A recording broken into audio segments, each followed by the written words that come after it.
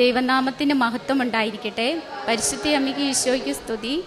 എൻ്റെ പേര് സനിത. ഞാൻ ഇടുക്കി കട്ടപ്പനയിൽ നിന്ന് വരുന്നു. പരിശുദ്ധ അമ്മ വഴിയുടെ മധ്യസ്ഥം വഴി എനിക്കുണ്ടായ ഒരു രോഗസൗഖ്യത്തെക്കുറിച്ചാണ് ഞാൻ പറയുന്നത്. 2022 എനിക്ക് പനിയുണ്ടായി. വൈറൽ ഫീവർ ആയിരുന്നു. എനിക്ക് പനി വരുന്നതിന് മുന്നേ സന്ധിവാതത്തിന് ചെറിയ പ്രോബ്ലംസ് ഉണ്ടായിരുന്നു. പനി വന്നതോടുകൂടി എല്ലാ രോഗങ്ങളും കൂടി തല മുതൽ പാദം വരെ എല്ലാ ജോയിൻറ്റുകൾക്കും വേദന, ഞരമ്പുകൾക്ക് വേദന, ബോഡി ഫുള്ള് വേദന, നടുവേദന, കുനിയാനും നൂരാനും വയ്യാത്ത അവസ്ഥ, കാലുകൾ തളർന്നു പോകുന്ന പോലത്തെ അവസ്ഥ, നടക്കാൻ തീരെ വയ്യ. പിന്നെ മരുന്ന് കഴിക്കുമ്പോൾ വയറ്റിൽ ഗ്യാസ് കെട്ടും, ഫുഡൊന്നും കഴിക്കാൻ പറ്റുകയില്ലാത്ത അവസ്ഥ, തലകറക്കം, തണുപ്പ് തീരെ സഹിക്കാൻ പറ്റത്തില്ല. വീട്ടിൽ സ്വെറ്ററും സോക്സും ഷോളും ഒക്കെ ഇട്ടുകൊണ്ടാണ് ഇരിക്കുന്നത്. പുറത്തൊന്നും പോകാൻ പറ്റുകയില്ല. ഹസ്ബൻഡ് റൂം ഹീറ്റർ വാങ്ങിച്ചു തന്നു. എന്നിട്ട് എനിക്ക് ഷിവറിങ് തന്നെയാണ്. പല ഹോസ്പിറ്റലുകളിലും പോയി നോക്കി. ബ്ലഡ് ടെസ്റ്റ് ചെയ്യുമ്പം കുഴപ്പമൊന്നുമില്ല. അപ്പോൾ ഡോക്ടേഴ്സ് പറയും കുറച്ചൊക്കെ നിങ്ങളുടെ തോന്നലാണെന്ന് പറയും. ഇപ്പം ഈ രാത്രിയിൽ എനിക്ക് തീരെ ഉറക്കമില്ല. വയറ് വീർത്ത് വന്ന് ചങ്കിലും പുറത്തും ഗ്യാസ് കെട്ടി നിന്നിട്ട് ശ്വാസം മുട്ടുന്ന അവസ്ഥ. ഞാൻ ഉറക്കത്തിൽ ചാടി എഴുന്നേക്കും. എൻ്റെ ഈ അവസ്ഥ കണ്ട് എൻ്റെ മൂത്ത മോള് പറഞ്ഞു, അമ്മച്ചി ഏതായാലും ഉടമ്പടി എടുക്കുക, മാതാവ് അമ്മച്ചിയുടെ രോഗം മാറ്റിത്തരുമെന്ന് പറഞ്ഞു. അങ്ങനെ ഞാൻ 2022 മെയ് 4 ഓൺലൈനിൽ ഉടമ്പടി എടുത്തു. ആ സമയത്തൊന്നും എനിക്ക് ഉറക്കമില്ലായിരുന്നു. അപ്പം ആ ദിവസം ഞാൻ ഉടമ്പടി എടുത്ത ഒരു ബുധനാഴ്ചയായിരുന്നു. ആ ഞായറാഴ്ച 8 വെളുപ്പിന് ഒരു 4:30-5 മണിയൊക്കെയാണ്. ആ സമയത്താണ് ഞാനൊന്ന് ഉറങ്ങുന്നത്. അപ്പോൾ ഞാനൊരു സ്വരം കേട്ടു. അത് ആണിൻ്റെ ആണോ പെണ്ണിൻ്റെ ആണോ എന്നറിയില്ല. നല്ല കനഗംഭീരമുള്ള ഒരു സ്വരമായിരുന്നു, ആജ്ഞാപിക്കുന്ന സ്വരം. നീ ഉടമ്പടി എടുക്കണം 1000. ഇത്ര മാത്രമേ ഞാൻ കേട്ടുള്ളൂ.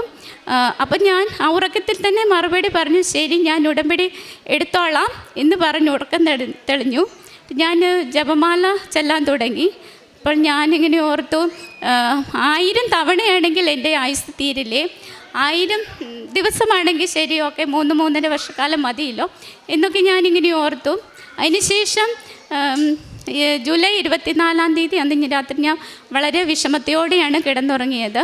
എൻ്റെ വീട്ടിൽ പപ്പയുടെ സ്ഥലം വിറ്റപ്പോൾ എനിക്കൊരു വീതവും തന്നില്ല. ഞങ്ങൾ 2 പെൺമക്കളാണ്. ഒന്നാമത് എൻ്റെ ശാരീരിക വിഷമങ്ങളും അതിൻ്റെ കൂടെ ഈ മാനസിക പ്രശ്നങ്ങളും കൂടെ ആയപ്പോൾ എനിക്ക് താങ്ങാവുന്നതിനും അപ്പുറമായിരുന്നു. എൻ്റെ വേദനയൊന്ന് പറഞ്ഞ് കരയാൻ എനിക്ക് ലോകത്താരുമില്ലായിരുന്നു. എൻ്റെ പരിശുദ്ധ അമ്മയോട് പറഞ്ഞ് ഞാൻ കരഞ്ഞ് ആണ് അന്ന് കിടക്കുന്നത്. അന്ന് രാത്രി ഒരു 2 മണി 3 മണിയായി കാണും. ആ സമയത്ത് എനിക്ക് ഭയങ്കര നടുവേദനയുണ്ടായിരുന്നു. ഞാനിങ്ങനെ ഒരു സ്വപ്നം കാണുകയാണ്. എൻ്റെ വലത് കാലിൽ നിന്ന് ഒരു വേദന കയറി വന്ന് എൻ്റെ തലയുടെ വലത് സൈഡിൽ ഇങ്ങനെ ഒന്ന് ബ്ലിങ്ക് ചെയ്യുകയാണ്. അപ്പോൾ ഞാൻ വേദന സഹിക്കാതെ ഉറക്കെ കരഞ്ഞു. അപ്പോൾ എൻ്റെ ഹസ്ബൻഡും മമ്മിയും പറഞ്ഞു, നമുക്കൊരു ശാന്തിയുടെ അടുത്ത് പോകാം, ഒരു പൂജയൊക്കെ ചെയ്യുമ്പോൾ നിൻ്റെ അസുഖങ്ങളൊക്കെ കുറയും. അപ്പോൾ അവിടെ ചെന്നപ്പോഴാണ് എനിക്ക് മനസ്സിലായത് അവരെന്നെ ശാന്തിയുടെ അടുത്ത് കൊണ്ടുപോകുക എന്ന് പറഞ്ഞ് ഒരു മന്ത്രവാദിയുടെ അടുത്താണ് കൊണ്ടുപോയതെന്ന്. അപ്പോൾ ഞാൻ ഉറക്കെ കരഞ്ഞുകൊണ്ട് പറഞ്ഞു, എൻ്റെ അസുഖം ഇവിടെ നിന്ന് മാറണ്ട, എൻ്റെ അമ്മ മാതാവ് എനിക്ക് മാറ്റി തന്നാൽ മതി. എൻ്റെ അമ്മയെ മാതാവേ മാതാവേ മാതാവേ എന്ന് ഞാൻ ഉറക്കെ 3 പ്രാവശ്യം കരഞ്ഞു. അപ്പോൾ ഞാൻ കട്ടിലിൽ കാല് നൂർത്തിരിക്കുകയാണെന്നാണ് കാണുന്നത്. അപ്പോൾ മാതാവിനെ ആദ്യം കണ്ടു. അപ്പം മാതാവിൻ്റെ വലത് കൈ കൊണ്ട് എൻ്റെ നടുവിനിട്ടൊരടി. പിന്നെ ഞാൻ മാതാവിനെ കണ്ടു. പിന്നെയും മാതാവിൻ്റെ നടുവിനിട്ടൊരടി. മൂന്നാമത് മാതാവിനെ കണ്ടു. മൂന്നാമത് എൻ്റെ നടുവിനിട്ടൊരടി. ഞാൻ ശരിക്കും മുന്നോട്ട് ആഞ്ഞു പോയി. പിന്നെ ഞാൻ ഈ നടുവേദനയെക്കുറിച്ച് ആലോചിക്കുന്നില്ല. പിന്നെ കുറച്ച് നാളുകൾക്ക് മുമ്പ് ഒരു ചേച്ചി എന്നോട് പറഞ്ഞു, മോളെ എനിക്ക് ഭയങ്കര നടുവേദനയായിട്ട് സഹിക്കാൻ പറ്റത്തില്ല എന്ന്. അപ്പോഴാണ് ഞാൻ എൻ്റെ ഈ നടുവേദനയുടെ കാര്യം ഓർക്കുന്നത്. അതിനുശേഷം എനിക്ക് വയറ്റിൽ ഗ്യാസ് കെട്ടലും ഭയങ്കര പ്രോബ്ലംസ്, ഷിവറിങ്, കാല് തളർന്നു പോകുന്ന അങ്ങനെ അവസ്ഥയൊക്കെ ആയിട്ട് അമൃത മെഡിക്കൽ കോളേജിൽ പോയി മരുന്നൊക്കെ മേടിച്ചുകൊണ്ട് വന്നു. വീട്ടിൽ വന്നിട്ട് എനിക്ക് നിൽക്കാനും ഇരിക്കാനും ഒന്നും പറ്റുവല്ലാത്ത അവസ്ഥയായിരുന്നു. അപ്പം അടുത്തുള്ള ഹോസ്പിറ്റലിൽ പോയി സർജനെ കണ്ടു. അപ്പം ഡോക്ടർ പറഞ്ഞു നമുക്കൊരു സ്കാൻ ചെയ്ത് നോക്കാമെന്ന്. അപ്പോൾ സ്കാൻ ചെയ്തപ്പോൾ റൈറ്റ് ഓവറിൽ ഒരു സിസ്റ്റ് ഉണ്ട്, അതിപ്പം ഓപ്പറേഷൻ ചെയ്യാൻ പറ്റിയത്ര സൈസിലാണുള്ളതെന്ന് പറഞ്ഞു. അപ്പം നമുക്ക് ഏതായാലും ഒരു ഗൈനക്കോളജിസ്റ്റിനെ കാണാമെന്ന് പറഞ്ഞു. അപ്പം ഗൈനക്കോളജിസ്റ്റിനെ കണ്ടപ്പോൾ ഡോക്ടർ പറഞ്ഞു, നിൻ്റെ ഈ വിഷമങ്ങളൊക്കെ കേട്ടിട്ട് എനിക്ക് താങ്ങാൻ പറ്റില്ല, ഈ സിസ്റ്റ് ഞാൻ ഓപ്പറേറ്റ് ചെയ്ത് മാറ്റിത്തരാം ഇത് പറഞ്ഞു. അപ്പം നീ ഒരു സൈക്യാട്രിസ്റ്റിനെ കൂടി പോയി കാണാൻ പറഞ്ഞു. അങ്ങനെ സൈക്യാട്രിസ്റ്റിനെ കാണാൻ തീരുമാനിച്ചു. ഡോക്ടറിനെ കാണാൻ പോകുന്നതിൻ്റെ അന്ന് രാവിലെ ഞാൻ നീലത്തിരി കത്തിച്ച് പ്രത്യക്ഷ പ്രാർത്ഥന ചൊല്ലി പ്രാർത്ഥിച്ചു. മാതാവേ, ഈ ഡോക്ടറിലൂടെ എൻ്റെ രോഗം ഒന്ന് വെളിപ്പെടുത്തി തരണേ എന്ന് പ്രാർത്ഥിച്ചു. അപ്പോൾ ഞാൻ കുരിശിൽ കിടക്കുന്ന ഈശോയെ ശരിക്കും കണ്ടു. അപ്പോൾ ഡോക്ടറിൻ്റെ അടുത്ത് ചെന്ന് എൻ്റെ വിവരങ്ങളൊക്കെ പറഞ്ഞപ്പോൾ ഡോക്ടർ പറഞ്ഞു പാനിക് അറ്റാക്കാണ്, 3rd സ്റ്റേജ് ആണെന്ന് പറഞ്ഞു. മരുന്നൊക്കെ തന്നു. പിന്നെ ഞാൻ സെപ്റ്റംബർ 9 ഇവിടെ വന്ന് തീർത്ഥാടന ഉടമ്പടി എടുത്തു. ഞാൻ വീട്ടിൽ പോയി. അതിനുശേഷം ഞാൻ ഏറ്റവും കൂടുതൽ ഉപയോഗിച്ചുകൊണ്ടിരുന്ന ഉടമ്പടി വസ്തുക്കൾ ഉപ്പും തേനുമാണ്.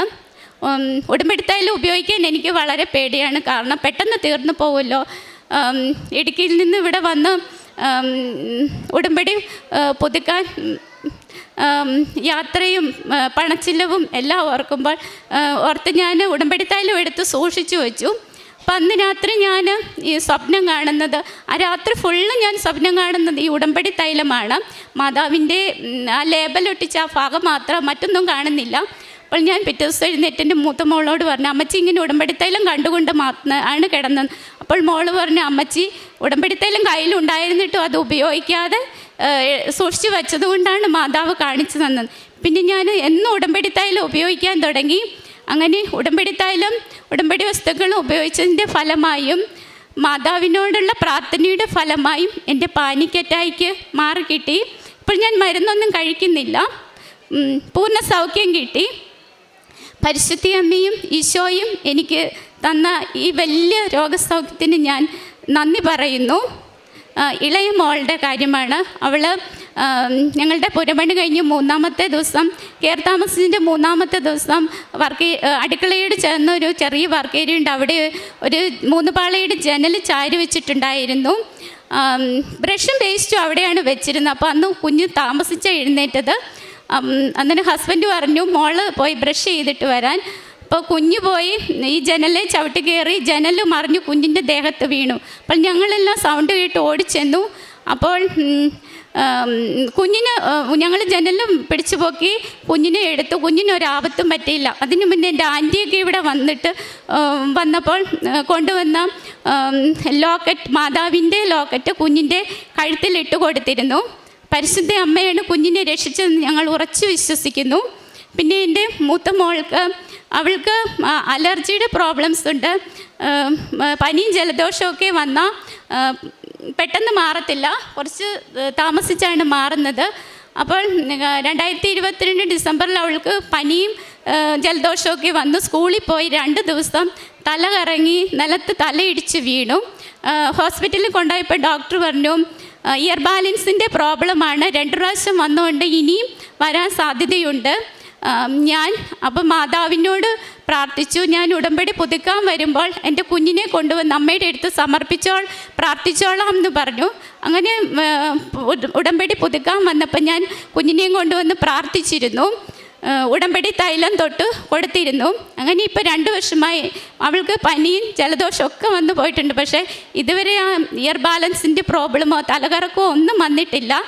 എൻ്റെ ചേച്ചിയുടെ ഹസ്ബൻഡ് ഹസ്ബൻഡിൻ്റെ വീട്ടിലാണ്. അപ്പം ചേച്ചിയുടെ മൂത്ത മോൾക്ക് പാനിക് അറ്റാക്ക് വന്നു. അവളെ ഞങ്ങൾ കോട്ടയം കാരിത്താസ് ഹോസ്പിറ്റലിലാണ് കൊണ്ടുപോയത്. അപ്പോൾ ഞങ്ങൾ ഹോസ്പിറ്റലിൽ ഇരുന്ന് പ്രാർത്ഥിച്ചിരുന്നു, എത്രയും പെട്ടെന്ന് കുഞ്ഞിന് സുഖമായി ഡിസ്ചാർജ് കഴിയുമ്പോൾ ഇവിടെ കൊണ്ടുവന്ന് അമ്മയുടെ അടുത്ത് സാക്ഷ്യം പറഞ്ഞോളാമെന്ന്. അങ്ങനെ ചേച്ചിയും മോളും വന്ന് സാക്ഷ്യം പറഞ്ഞു, ഞാനും സാക്ഷ്യം പറഞ്ഞോളാമെന്ന് പ്രാർത്ഥിച്ചിരുന്നു. എൻ്റെ ചിറ്റയുടെ ചിറ്റയ്ക്ക് ഷോക്ക് അടിച്ചിരുന്നു. ചിറ്റയുടെ അടുത്തുള്ള അയൽവക്കക്കാർ വിളിച്ചു പറഞ്ഞു, ഇങ്ങനെ ഈ ചേച്ചിക്ക് ഷോക്ക് അടിച്ചു, സീരിയസ് ആണെന്ന് പറഞ്ഞു.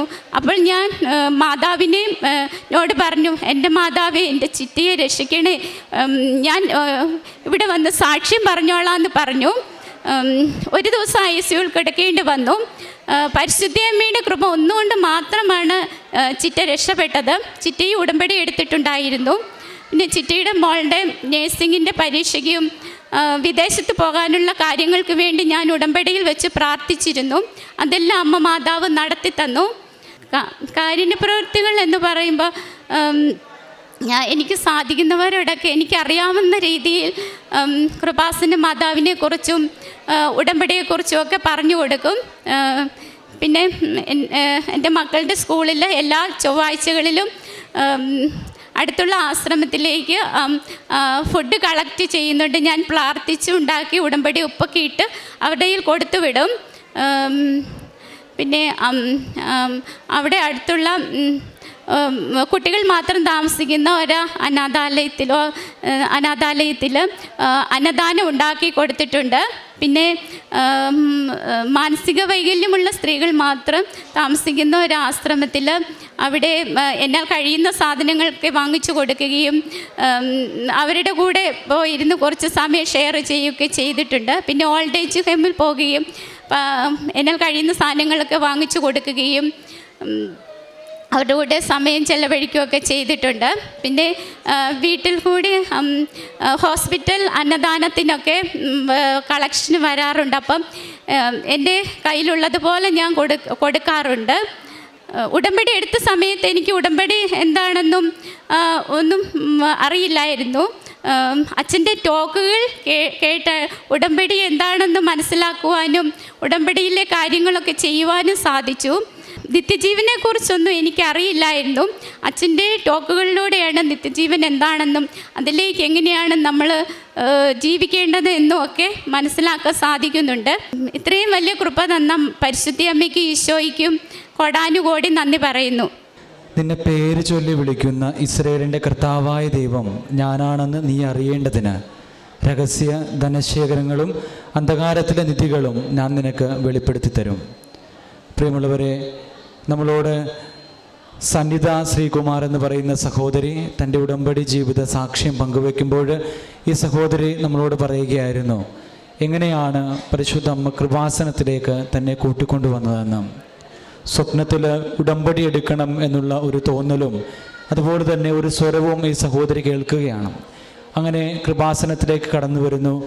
പരിശുദ്ധ അമ്മയുമായിട്ട് ഉടമ്പടി ചെയ്ത് പ്രാർത്ഥിക്കുവാനായിട്ട് തുടങ്ങുന്നു.